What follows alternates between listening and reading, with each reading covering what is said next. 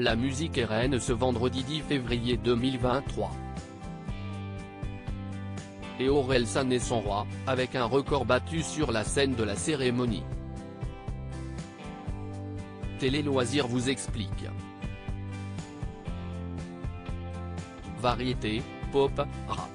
La musique française dans toute sa variété est à l'honneur ce vendredi 10 février 2023 sur France 2.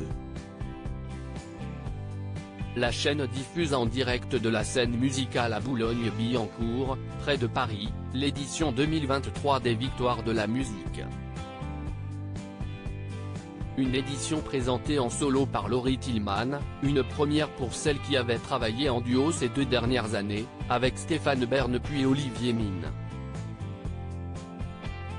À ses côtés durant la cérémonie, le président d'honneur de cette édition, Calogero, qui a poussé un gros coup de gueule inattendu, et nombre d'artistes tels Stromae, qui a offert un tendre baiser et une belle déclaration d'amour à son épouse Coralie Barbier ou encore Serge Lama, qui a fait ses adieux au public et a annoncé arrêter les frais en direct. Orelsan, nommé dans plusieurs catégories, était lui aussi présent. Orelsan encore sacré lors des Victoires de la musique 2023. L'artiste avait bien fait de faire le déplacement. Sacré lors de l'édition 2022, il était cette fois-ci nommé dans les catégories chansons originales, concert de l'année et création audiovisuelle.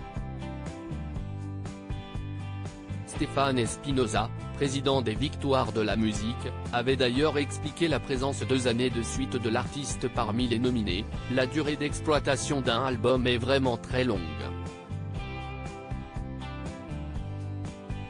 Côté chanson de l'année, certains comme Orelsan continuent d'être en haut des ventes depuis 2 ans, d'où leur nomination. Et cette année encore, nomination arrimée avec victoire pour Orelsan. En début de soirée, le rappeur par ailleurs nommé aux MTV EMA 2022 a remporté la victoire de la création audiovisuelle, puis celle de la chanson originale pour son titre La Quête. Une récompense qui lui permet de battre un record.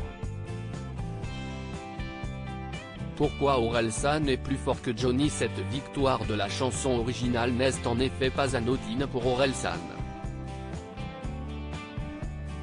Comme l'a rappelé Laurie Tillman lorsque ce dernier est monté sur scène récupérer son prix, Orelsan entre dans l'histoire puisqu'il cumule désormais 11 victoires, il dépasse ainsi le taulier Johnny Hallyday et Alain Souchon.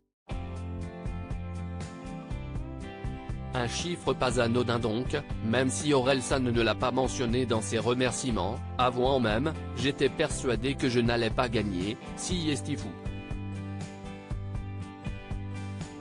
Une surprise réitérée peu après, puisque le rappeur a ensuite gagné la victoire du concert de l'année.